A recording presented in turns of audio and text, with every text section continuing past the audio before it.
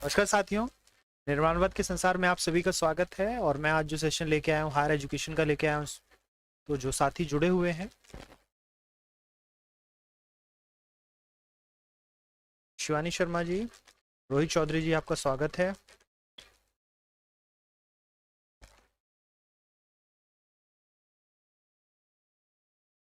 तो शिवानी जी ने क्वेश्चन पूछा हुआ है कि सिलेबस के लिए प्रोग्राम ऑब्जेक्टिव्स बनाने तो किस तरह से बनाना चाहिए। तो मैं क्वेश्चन का आपका मतलब नहीं समझा। प्रोग्राम ऑब्जेक्टिव्स तो सिलेबस के पहले से बने होते हैं। इसमें आप करिकुलम के लिए फॉर्मेट्स पूछ रहे हैं, तो वो करिकुलम का चैप्टर देखेंगे हम, तो उसके अंदर बड़े सारे फॉर्मेट्स होते हैं। ठीक है, तो उसमें से किसी एक फॉर्मेट को हम चुनते हैं। जो टाइप्स ऑफ करिकुलम होते हैं उसमें से किसी एक करिकुलम फॉर्मेट को हम चुनेंगे। ठीक है, बाकी इसमें आप पूछना क्या चाह रहे हैं ये मैं नहीं समझा। ऑब्जेक्टिव्स, प्रोग्राम ऑब्जेक्टिव्स तो जब आप किसी प्रोग्राम को ज्वाइन करेंगे तो उसमें पहले से आपको दिए होंगे, और वो ऑब्जेक्टिव्स का बेसिस हमारा करिकुलम मॉडल रहता है कि हमारा किस तरह का करिकुलम मॉडल है, उसको हम लेके चल रहे होते हैं। चलिए, तो यहाँ पे क्वेश्चन देखें, सेशन को शुरू करते हैं। तो पहला क्वेश्चन आपके सामने है, The University Grant Commission has a scheme for human rights and values in education. This scheme, which statement is incorrect among the following for human rights and duties education component?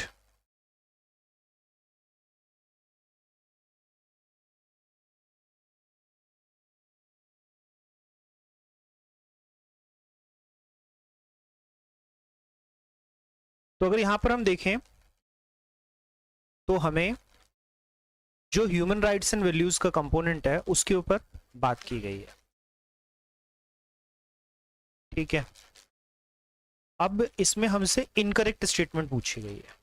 अगर मैं इसमें देखूं तो हमसे incorrect statement पूछी गई है कि यहां पर हमारा कौन सा जो स्टेटमेंट है वो इनकरेक्ट है। तो यहां पहला स्टेटमेंट जो हमें दे रखा है वो दे रखा है टू इनकरेज रिसर्च एक्टिविटीज। ठीक है, तो हम अगर देखें तो हमारे ऑब्जेक्टिव्स में रिसर्च एक्टिविटीज दे रखी हैं। दूसरा पॉइंट दे रखा है हमें सेंसिटाइजेशन। तो जो हमारा सेंसिटाइजेशन पॉइंट है ये भी हमें देखने को मिलता है कि ये भी हमारा पार्ट ऑफ करिकुलम है, जिसमें हम सिटीजन्स को सेंसिटाइज करेंगे नॉर्म्स एंड वैल्यूज के लिए। इसमें हम सेंसिटाइज करेंगे नॉर्म्स और वैल्यूज के लिए। साथ ही अगर हम इसमें देखें, तीसरा हमें इसमें देखने को मिलता है statement to establish value and wellness centres.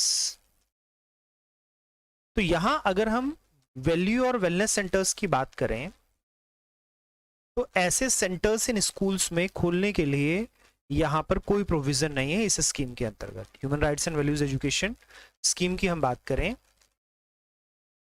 तो इसके अंदर हमारा कोई भी ऐसा हमें स्कीम देखने को नहीं मिल रहा। मतलब इसमें हमें कोई भी ऐसा देखने को नहीं मिलता, वेलनेस सेंटर देखने को नहीं मिलता।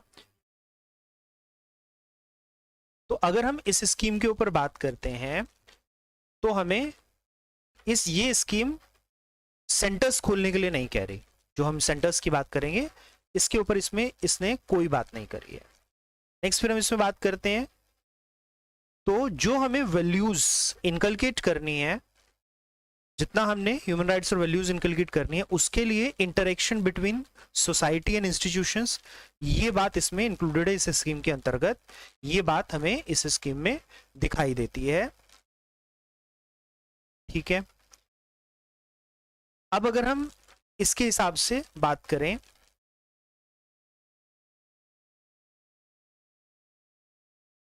तो आंसर यहां पर हमें क्या देखने को मिल रहा है। यहां आंसर हमारे पास हो गया थर्ड, क्योंकि हमसे पूछा ही गया था कि विच स्टेटमेंट इज इनकरेक्ट। यहां जो हमसे पूछा गया था वो पूछा गया था विच स्टेटमेंट इज इनकरेक्ट।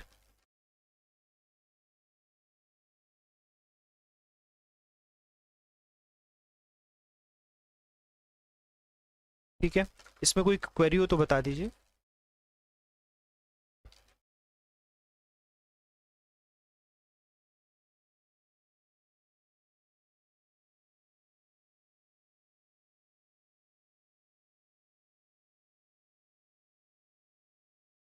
ठीक है,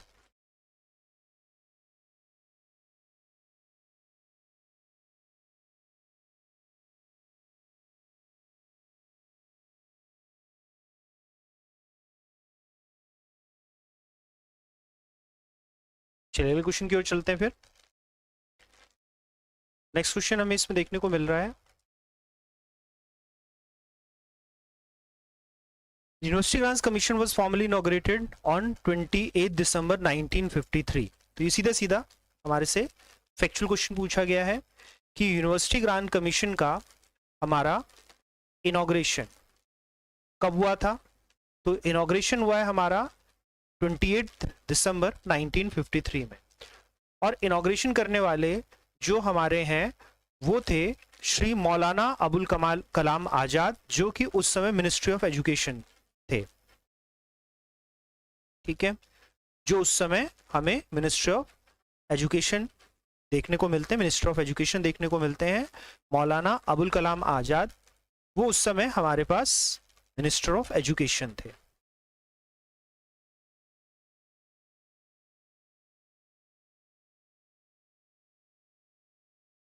देखेंगे 76 में हमारा जो ये मिनिस्ट्री था इसका नाम बदल के फिर एचआरडी मिनिस्ट्री कर दिया गया, जबकि उस समय ये ministry of education, natural resources and scientific research रहा करता था।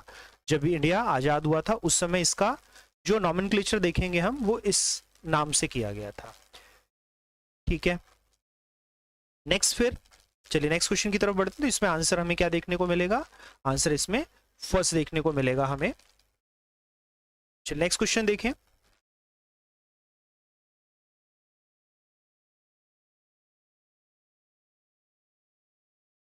नेक्स्ट क्वेश्चन फिर एक फैक्चुअल क्वेश्चन है। तो ये ध्यान रखिएगा कि जो हम हायर एजुकेशन करते हैं उसमें हमें फैक्चुअल क्वेश्चंस, जो फैक्ट्स ऑफ हिस्ट्री है वो ध्यान रखना है, history of higher education in India, उसको बिल्कुल ध्यान रखना है। जैसे यहाँ पर in which year education commission under the chairmanship of doctor DS Kothari was setup.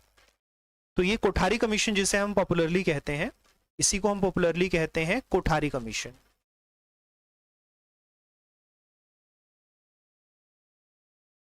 तो कोठारी कमीशन हमारे पास कब सेटअप किया गया। ठीक है, तो DS कोठारी, दौलत सिंह कोठारी, यूजीसी का कमीशन बना, उसको 14 जुलाई 1964 को कमीशन किया गया था। 14 जुलाई 1964 को इसको कमीशन किया गया था, और इन्होंने अपनी report 29 June 1966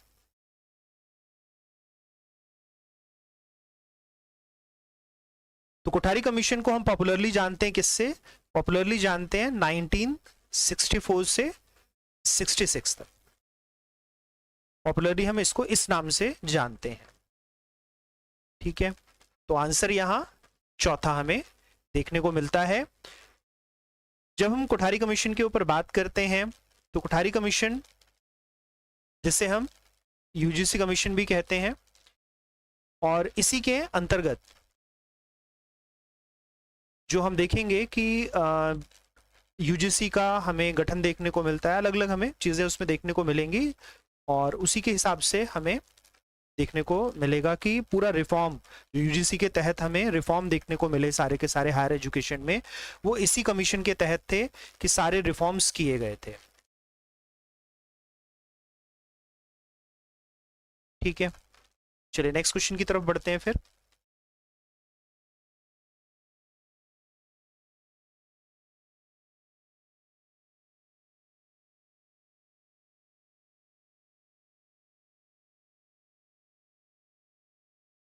Which of the following was launched in 2013 with the purpose to provide strategic funding to eligible state higher educational institutions?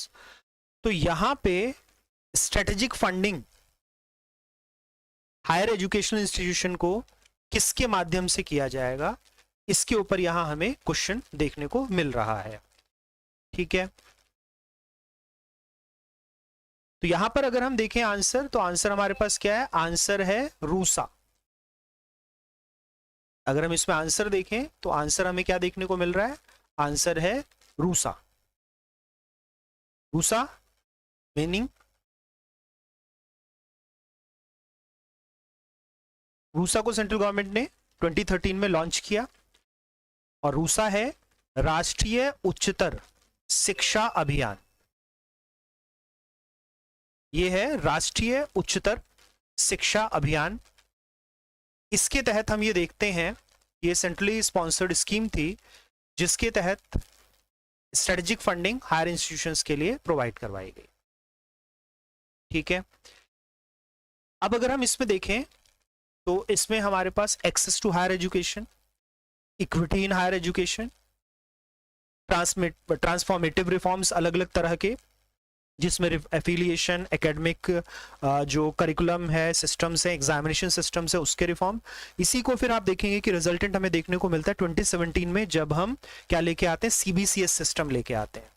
Enabling atmosphere को क्रिएट करना, रिसर्च और इनोवेशंस करना, एडिशनल कैपेसिटी और एनरोलमेंट टारगेट्स को achieve करना, जो हमने 2030 तक रखा है कि हम सबको हायर एजुकेशन में इंस्टीट्यूशंस को दिलवा पाएंगे, उसके लिए हम यहां पर बात कर रहे होते हैं। ठीक है,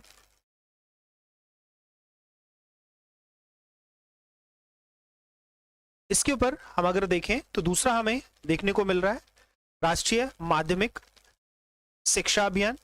तो जो रमसा है, इसको हम रमसा कहते हैं, राष्ट्रीय माध्यमिक शिक्षा अभियान। तो रमसा के अंतर्गत हम क्या देखेंगे? स्कूल एजुकेशन के लिए स्ट्रेटेजिक फंडिंग है।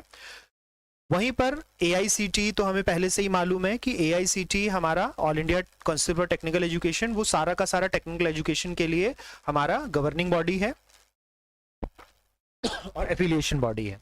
और फिर सब शिक्षा अभियान, जो कि प्राइमरी एजुकेशन के लिए हमने एक स्कीम चलाया through the funding of UN, united nation organisation के फंडिंग से हमने सर्व शिक्षा अभियान चलाया। 2001 में हमने इसको शुरू किया था।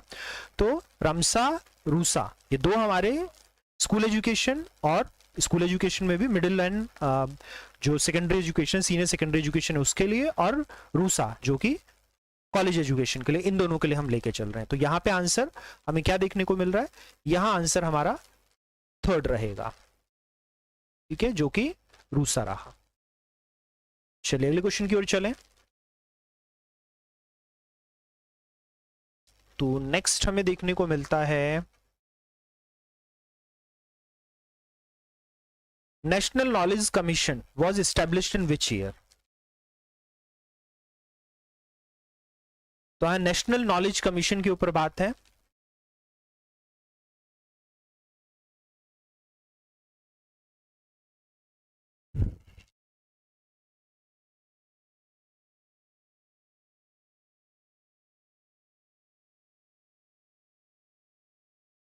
अगर हम नेशनल नॉलेज कमीशन की बात करें तो जून 2005 में इसको स्टैब्लिश किया गया।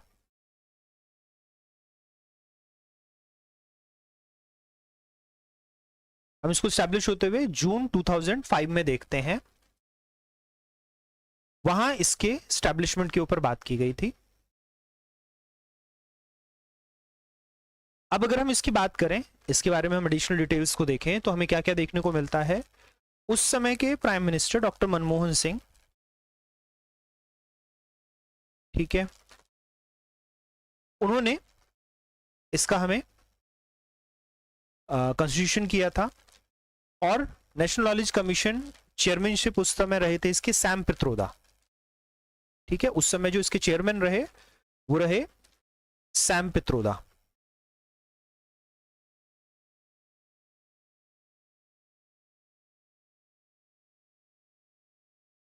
तो सैम पित्रोदा इसके चेयरमैन थे।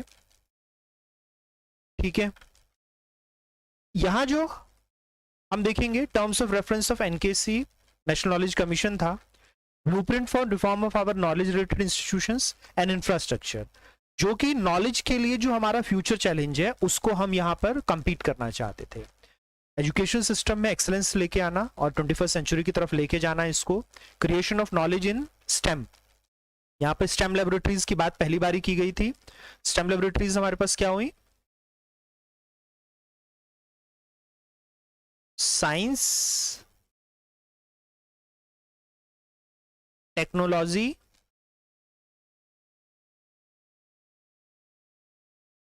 Engineering and mathematics. तो स्टेम लाइब्रेरी के ऊपर बात की गई थी और इसके ऊपर हमें काम करने की जरूरत थी। इसके अलावा इंटेलेक्चुअल प्रॉपर्टी राइट्स, जो हमारा इंस्टीट्यूशंस में नॉलेज कॉन्स्टिट्यूट हो रहा है, कंस्ट्रक्ट हो रहा है अलग अलग इंस्टीट्यूशंस में, हायर इंस्टीट्यूशंस का पर्पस ही हमारा नॉलेज कंस्ट्रक्ट करने का है। ये मैं बार बार बोलता हूँ कि एजुकेशन के हमारे 3 पर्पस होते हैं। एजुकेशन का पहला पर्पस होता है कि जो नॉलेज है वो प्रिजर्व की जाए, जो प्रीवियस नॉलेज है। दूसरा नॉलेज है, नॉलेज ट्रांसमिट की जाए फ्यूचर जनरेशन को। और तीसरा इसका फंक्शन हमारे पास होता है, न्यू नॉलेज क्रिएट की जाए। ठीक है, तो जो न्यू नॉलेज क्रिएशन है इसमें इंटेलेक्चुअल प्रॉपर्टी राइट्स है, उसको इंडिया में सही से इंप्लीमेंट करने का, जिससे कि हम अलग अलग तरह का जो पैरेललिज्म है हम उसको रोक सके। हमारे यहाँ क्या है कि हमारे यहाँ जो काम की चोरी है वो बहुत ज्यादा है। लोग एक ही रिसर्च को बार बार रिपब्लिश कर रहे होते हैं और दूसरों के इस काम को रेफरेंसिंग नहीं कर रहे होते सही से। तो उसको हम रोक के थोड़ा इंटेलेक्चुअल प्रॉपर्टी राइट्स जो है उसको इंप्रूव करें, अपने काम को हम रिप्रेजेंट कर सकें, कोई दूसरा उसको चोरी ना कर सके। ठीक है, फिर हमारा जो एप्लीकेशन है उसको हम इंडस्ट्रियलाइज कर सकें। हमारे यहाँ एक बड़ी समस्या हमें देखने को मिलती है कि जितना हमारा रिसर्च वर्क है उसकी इंडस्ट्रियल वैल्यू नहीं है। तो इंडस्ट्रियल वैल्यू हम उसकी ला सकें, उसके एप्लीकेशन को हम इंक्रीज कर सकें, इसके ऊपर भी काम हमें करना था।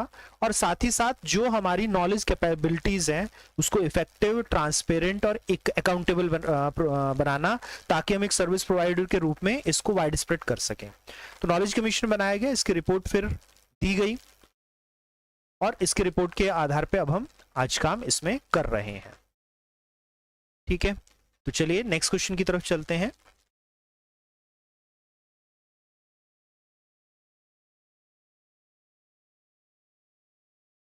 Next question is, which of the following statement represent the main functions of UGC?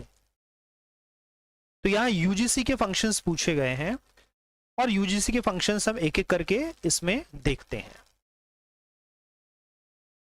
तो रिकॉग्निशन ऑफ इंस्टीट्यूशंस, तो ये हमें देखने को मिला कि जितने भी रिकॉग्नाइजेशन सर्टिफिकेट हैं अलग अलग यूनिवर्सिटीज के लिए, अलग अलग कॉलेजेस के लिए, वो तो UGC ही देता है। जो UGC के हमारे पास एम्पैनलमेंट में है तो उसके लिए रिकॉग्निशन UGC देता है, तो ये बिल्कुल ठीक है।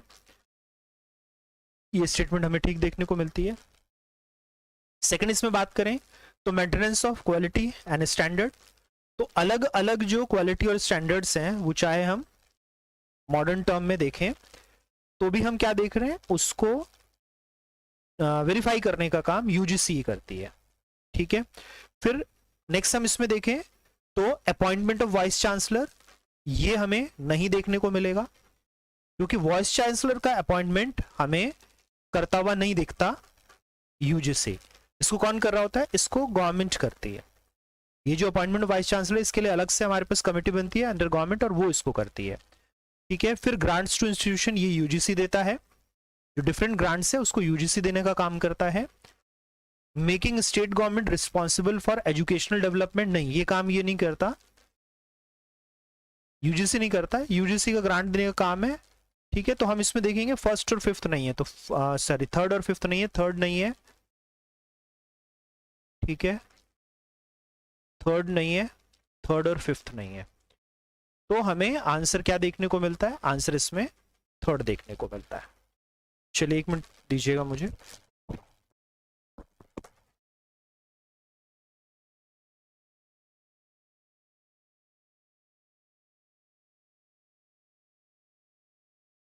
तब तक आप अगला क्वेश्चन देखिए।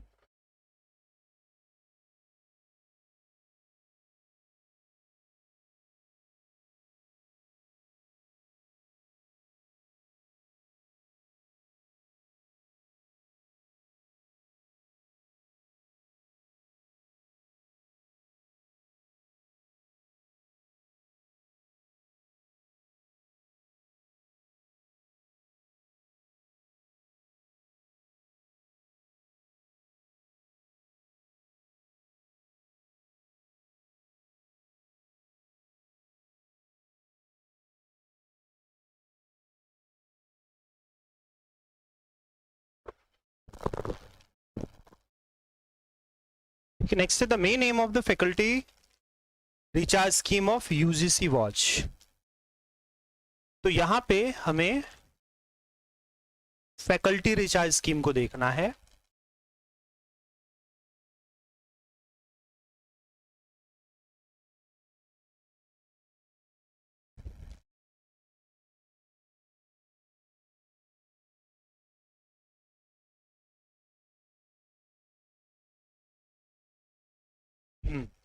तो यहां जो हमसे ऑप्शंस दिए गए हैं,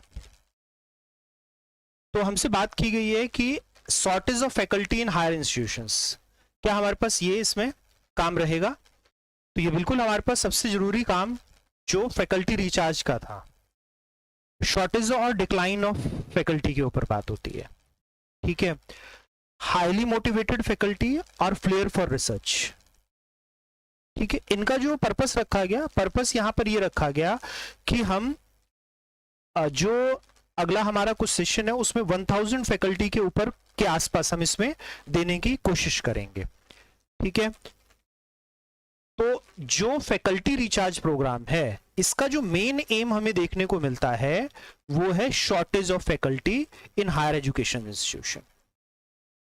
जैसे कि इसमें एग्जांपल अगर मैं लूं, तो इसमें एग्जांपल लेता हूं, तो रिगरसली अभी वर्क किया गया किसके ऊपर? एम्स के खोलने को। ठीक है, आप देखेंगे कि कुछ हमारे पिछले काफी सालों में सिर्फ एक एम्स था दिल्ली में, और इन 7 साल में हमने बहुत सारे एम्स, लगभग मेरे हिसाब से 17 के आसपास एम्स जो हैं वो अलग अलग सिटीज में खोले। लेकिन उनको एम्स खोलने के बाद हमने इंफ्रास्ट्रक्चर तो दे दिया, लेकिन वहां जो टीच करेंगे डॉक्टर्स, वो फैकल्टी हमारे पास नहीं है। तो इंस्टीट्यूशंस का इंफ्रास्ट्रक्चर, जैसे जैसे हमारा पब्लिक वेल्थ बढ़ रहा है, हम इंफ्रास्ट्रक्चर तो बहुत आराम से दे पा रहे हैं, लेकिन जो हमारा उस लेवल का फैकल्टी चाहिए हमें इंस्टीट्यूशंस में, वो अवेलेबल नहीं हो रहा। ठीक है, तो यहां पर हमारा मेन पर्पस ही ये था कि हम आने वाले कुछ सालों में 1000 फैकल्टी देंगे, और फिर स्पेशलाइजेशन ऑफ पर्सपेक्टिव फैकल्टी को हम इसमें इंक्लूड करने की कोशिश करेंगे, जिससे कि हम स्टैंडर्ड बढ़ा सकें, जिससे कि हम क्या कर सकें? स्टैंडर्ड बढ़ा सकें। और जैसे जैसे हमारा स्टैंडर्ड ऑफ एजुकेशन बढ़ेगा, तो एजुकेशन स्टैंडर्ड का तभी बढ़ेगा जब हम फैकल्टी को वहां प्रोवाइड करवा पाएंगे। हम नंबर ऑफ कॉलेजेस या नंबर ऑफ यूनिवर्सिटीज खोलते जाएं, लेकिन उसका स्टैंडर्ड कब बढ़ सकता है? जब उसका क्वालिटी हमारे पास बढ़ेगा। तो क्वालिटी बढ़ाने के लिए हमें काम करना पड़ेगा स्पेसिफिकली कि हम वहां पर फैकल्टी को दे सके। ठीक है, चलिए नेक्स्ट क्वेश्चन की तरफ चलते हैं। यहां आंसर फर्स्ट रहेगा। ये टीचिंग स्किल्स के लिए नहीं था, अगर हम देखें तो ये टीचिंग स्किल्स के लिए नहीं था, ये हमारे पास इंफ्रास्ट्रक्चर के लिए नहीं था, और ना ही ये हमारे पास एकेडमिक और इंडस्ट्री के लिंकेज के लिए था, इनके लिए नहीं था। ये प्योरली हमारा फैकल्टी को रिचार्ज करने का मतलब है कि हम क्वालिटी फैकल्टी इंस्टीट्यूशंस को प्रोवाइड करवा सकें, जो शॉर्टेज ऑफ फैकल्टी है उसको हम दे सकें, और इसमें टारगेट 1000 फैकल्टी ओवर 10 ईयर्स का रखा गया था कि हम अगले 10 साल में 1000 फैकल्टी ले आएंगे। चलिए नेक्स्ट क्वेश्चन की तरफ चलते हैं। Name the scheme which facilitates academic and research collaboration between Indian institutions and the best institutions in the world. तो यहां जो क्वेश्चन है, यहां क्वेश्चन है कोलैबोरेशन का। कौन सा इंस्टीट्यूशन है जो कि कोलैबोरेशन के ऊपर वर्क कर रहा है? ठीक है, तो सीधा सीधा हमें एक्रोनिम अगर पता हो तो एक्रोनिम से हमें पता चल जाएगा। Spark, scheme for promotion of academic and research collaboration. अगर यहां पर देखूं तो स्पार्क, स्पार्क किसकी बात करता है? Scheme for promotion of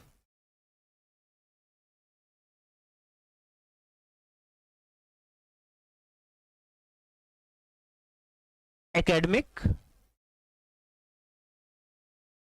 and research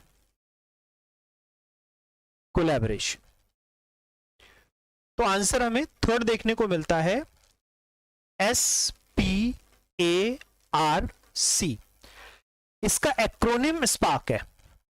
और यहां हमें सीधे सीधे इंडिकेटर्स देखने को मिल जाएंगे, किस चीज के, कोलैबोरेशन के, एकेडमिक्स के और रिसर्च के। ये नाम ही यही है, ये है इंडियन इंस्टीट्यूशन और बाकी के बीच में। तो एमएचआरडी ने इसको लॉन्च किया, स्पार्क को। पिछले 2 साल में 6000 ज्वाइंट रिसर्च प्रपोजल्स ये दे चुकी है। 5 थर्स्ट एरियाज इसके लिए रखे गए, fundamental research, emergent areas, convergence, action oriented research and innovation driven research. तो ये 5 हमारे पास इसमें थर्स्ट एरियाज रखे गए। स्पार्क के अंतर्गत 5 थर्स्ट एरियाज से, ये 5 थर्स्ट एरियाज हैं हमारे पास। फंडामेंटल रिसर्च, मैं रिसर्च टर्म छोड़ दे रहा हूं, फंडामेंटल रिसर्च हमें देखने को मिलती है। Second one is emergent areas,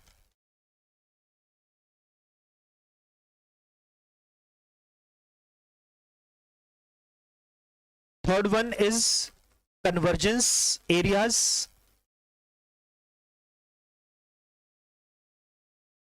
अलग अलग एरियाज को मिला के कन्वर्जेंस एरियाज हमें देखने को मिलेंगे, कन्वर्जेंस रिसर्च कहते हैं हम इसको। Fourth one is action oriented research,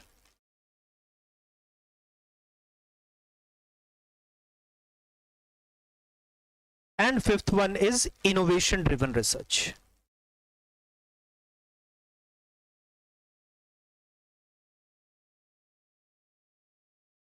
ये 5 इसके हमारे थर्स्ट एरियाज रखे गए, जिनमें हमें करना है। इसके लिए 600 के आसपास हम ज्वाइंट रिसर्च प्रपोजल्स दे चुके हैं इस स्कीम के लॉन्च होते ही, ठीक है। इसके अलावा 2018 का हम एक और देखेंगे तो आईसीएसएसआर इम्प्रेस, ठीक है। अगर हम आईसीएसएसआर तो इंस्टीट्यूशन का नाम हो गया, उसमें इम्प्रेस को देखते हैं तो इम्प्रेस फिर से हमें एक्रोनिम देखने को मिलता है, इंपैक्टफुल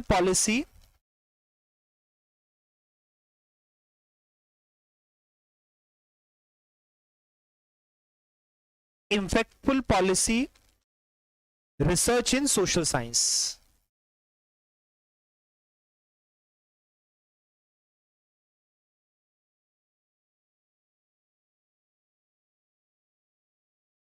ठीक है, तो यहां हमें देखने को मिलता है इम्प्रेस,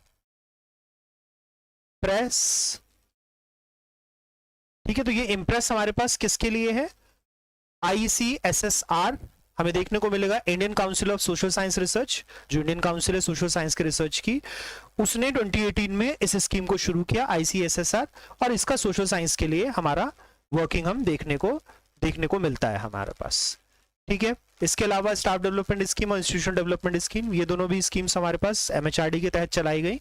स्टाफ डेवलपमेंट जो कि हमारा सपोर्ट स्टाफ है उसके लिए है, और इंस्टीट्यूशन डेवलपमेंट इंफ्रास्ट्रक्चर को बेस बनाकर।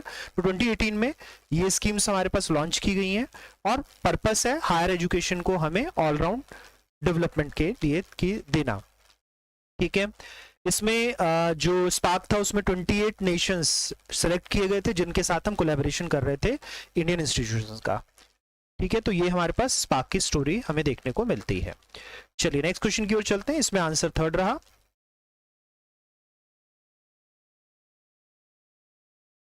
For day to day administration of university which of the following bodies is responsible. अगर हम डे टू डे की देखेंगे तो यहां पे हमारे पास कौन सा बॉडी होता है जो इसके लिए रिस्पॉन्सिबल है, और फिर इसकी फंक्शनिंग हमें क्या क्या देखने को मिलती है, वो भी हमें यहां पर देखना है कि इसके अंतर्गत फंक्शनिंग हमारी कौन कौन सी है। तो अब अगर मैं इसमें बात करूं तो मुझे देखने को मिलेगा कि ये जो हमारा है इसे हम कहते हैं सिंडिकेट या एग्जीक्यूटिव काउंसिल। ये किसी भी हाईएस्ट जो होती है वो एग्जीक्यूटिव होता है किसी भी यूनिवर्सिटी का। तो आंसर हमें यहां पर सिंडिकेट काउंसिल, या जिसको हम एग्जीक्यूटिव काउंसिल कहते हैं, वो देखने को मिलेगा। ये प्रिंसिपल ऑर्गन ऑफ मैनेजमेंट होता है और हाईएस्ट एग्जीक्यूटिव अथॉरिटी होती है किसी भी यूनिवर्सिटी की, ठीक है। डे टू डे एडमिनिस्ट्रेशन यही देखेगी।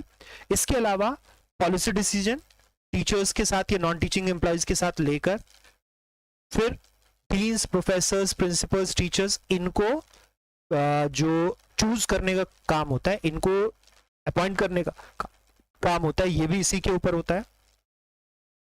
ठीक है, अब इसके बाद हम कहते हैं सीनेट के ऊपर। जब सीनेट की बात करें तो अब हम सीनेट को नहीं देखते हैं, लेकिन सीनेट हमारे पास पहले था। मधुन शाह कमेटी ने इसको हटाने की रिकमेंडेशन करी थी और इसको हमने हटा दिया गया था। सोसाइटी और यूनिवर्सिटी के बीच में जो लिंक देता था उसको हम सीनेट कहते थे। ठीक है, so link between society and university, वो जो काउंसिल करती थी काम, उस काउंसिल को हम सीनेट कहते थे। और मधुन शाह कमेटी के बाद हमने सीनेट को अब हटा दिया, इसलिए आज हमें देखने को नहीं मिल रहा। ठीक है, इसके बाद हमारे पास स्टूडेंट काउंसिल आती है, जिसके आज भी इलेक्शंस होते हैं। आप जो यूनियन के इलेक्शंस देखते हैं, आप देखते होंगे ना कॉलेजों में जो यूनियन के इलेक्शन होते हैं वो स्टूडेंट काउंसिल के इलेक्शंस होते हैं। और क्योंकि हमारा कंट्री एक डेमोक्रेटिक कंट्री है, तो वहां पर हम इस चीज को फंक्शन करते हैं। ठीक है, तो ये स्टूडेंट्स एसोसिएशन होता है, ये स्टूडेंट यूनियन होता है to address the problems of the student. ठीक है,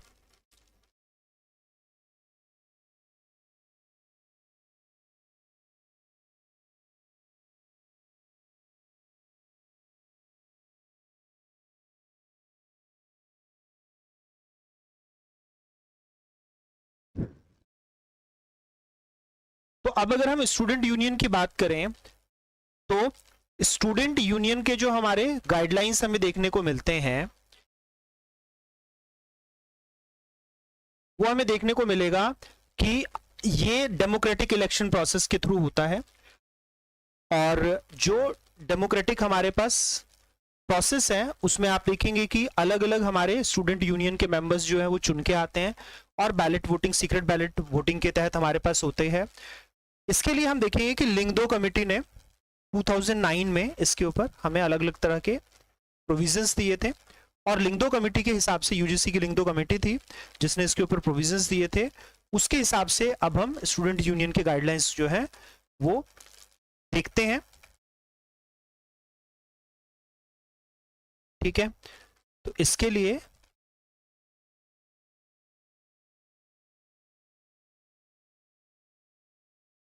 लिंगदो कमेटी 2006 का रिपोर्टिंग देखेंगे हम, जिसके बेसिस पे हम ये कर रहे होते हैं। वहीं पर फिर लास्टली हम देखेंगे तो लास्टली हमें देखने को मिलता है एकेडमिक काउंसिल। तो प्रिंसिपल एकेडमिक ऑर्गन होता है जो कि किसको करेगा, यूनिवर्सिटीज की एकेडमिक पॉलिसीज को कोऑर्डिनेट और एक्सरसाइज करता है। इसका काम standard and quality of teaching and research को स्ट्रेंथन करना है, इसके लिए अलग अलग इंस्ट्रक्शंस ये देता है। तो ये प्रिंसिपल एकेडमिक ऑर्गन होता है। जो एकेडमिक काउंसिल है ये किसी भी यूनिवर्सिटी का प्रिंसिपल एकेडमिक ऑर्गन है जो कि पॉलिसीज रिलेटेड टू एकेडमिक्स के बेसिकली इंप्लीमेंटेशन के ऊपर काम करता है। क्योंकि फॉर्मेशन तो हमें देखने को मिलेगा कि अलग अलग यूजीसी के रिकमेंडेशन है जिसके ऊपर हमें पॉलिसीज या करिकुलम बनता हुआ दिखता है, लेकिन उस पॉलिसीज या करिकुलम को इंप्लीमेंट करने का काम एकेडमिक काउंसिल करती है। ठीक है, चलिए अगले क्वेश्चन की तरफ चलते हैं। Which of the following is a non-conventional learning program in higher education? ठीक है, अब अगर हम देखें तो यहां पे हमसे हायर एजुकेशन का नॉन कन्वेंशनल प्रोग्राम पूछा गया है। ठीक, तो सीधे सीधा हमें क्या देखने को मिलता है, हमें देखने को मिलता है कि कौन कौन से कन्वेंशनल है। पहले हम ये आइडेंटिफाई कर लें, ये तो बहुत आराम से आइडेंटिफाई हो सकते हैं। तो फेस टू फेस कन्वेंशनल है,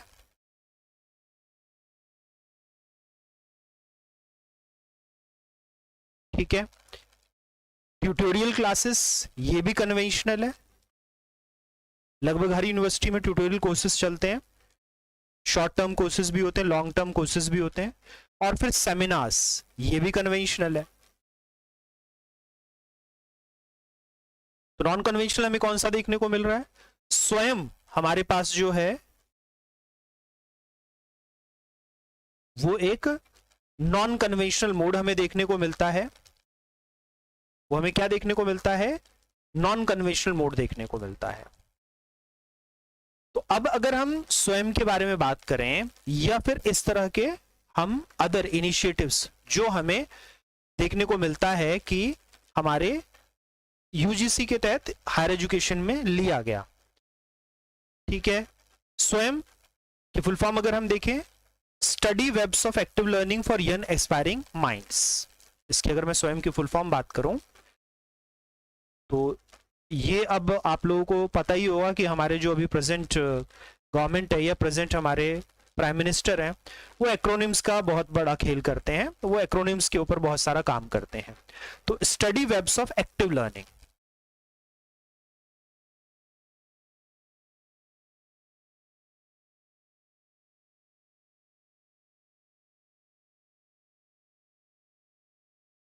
तो एक हमारा वेब बेस्ड प्रोग्राम है फॉर यंग एस्पायरिंग माइंड्स।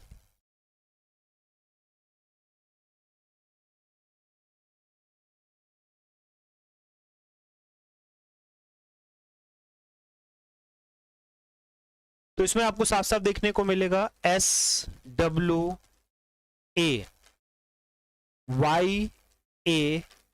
स्वयं, ठीक है। तो ये एक तरह से हमारा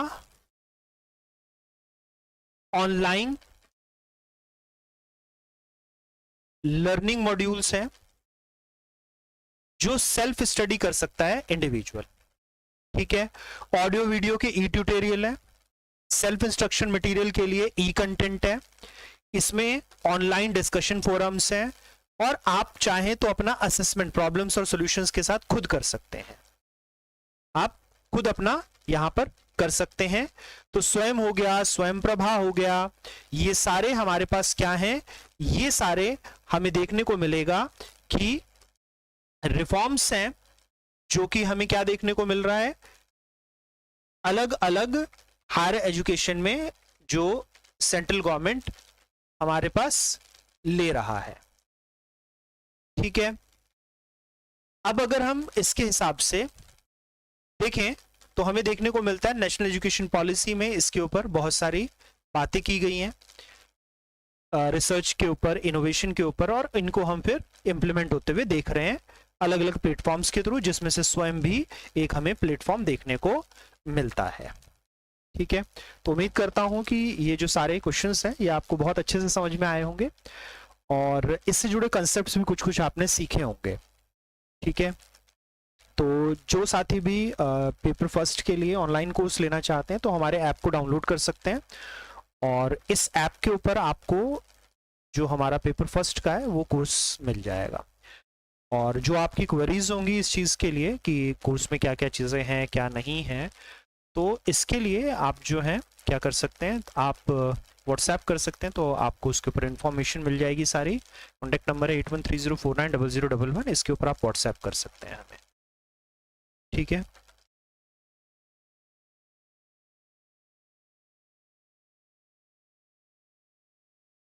बिल्कुल शिवानी जी, अगर आपको प्रोग्राम ऑब्जेक्टिव्स बनाने के लिए कहा गया है एज अ यूनिवर्सिटी फैकल्टी, तो आप क्या कर सकते हैं, आप एनसीएफ की उसमें मदद ले सकते हैं और कंटेंट वाइज ऑब्जेक्टिव्स देखना होगा। पहले हमें कंटेंट सिलेक्ट करना होगा कि कौन सा कंटेंट, कौन से करिकुलम के अंदर हम बात कर रहे हैं उसका कंटेंट क्या होगा और उसके हिसाब से, ठीक है। बिल्कुल रोहित चौधरी जी, सीटेट के लिए ऑनलाइन क्लासेस मिल जाएंगी आपको। कल से क्लासेस लाइव हो रही हैं तो कल से आपको ऑनलाइन क्लासेस मिल जाएंगे, ठीक है। तो अलग अलग कोर्सेज हैं उसके ऊपर आप देख लीजिएगा। चलिए नेक्स्ट क्लास में फिर आप सभी साथियों से मुलाकात होती है। अलग अलग कंटेंट के लिए आप हमारे टेलीग्राम चैनल नीलकंठ एजुकेशन को, जिसमें आइकॉनिक आपको हमारा बोधि वृक्ष देखने को मिलेगा, उसको फॉलो कर सकते हैं, ठीक है साथियों। तो फिर अगली क्लास में फिर आपसे मुलाकात होती है। जितने साथी जुड़े हुए हैं आप सभी का धन्यवाद। फिर मिलते हैं साथियों, नमस्कार।